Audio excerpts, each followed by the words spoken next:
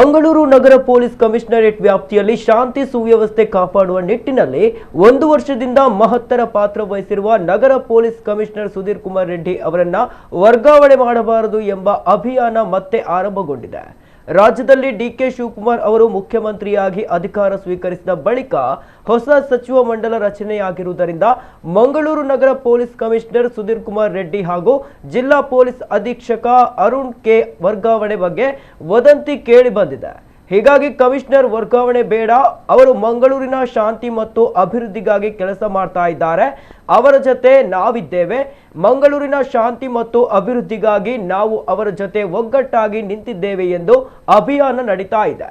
ಯಾವುದೇ ಕಾರಣಕ್ಕೂ ಈ ಇಬ್ಬರು ಅಧಿಕಾರಿಗಳನ್ನ ಜಿಲ್ಲೆಯಲ್ಲಿ ಉಳಿಸಿಕೊಳ್ಳುವ ನಿಟ್ಟಿನಲ್ಲಿ ಅಭಿಯಾನ ತೀವ್ರಗೊಳ್ಳುತ್ತಿದೆ.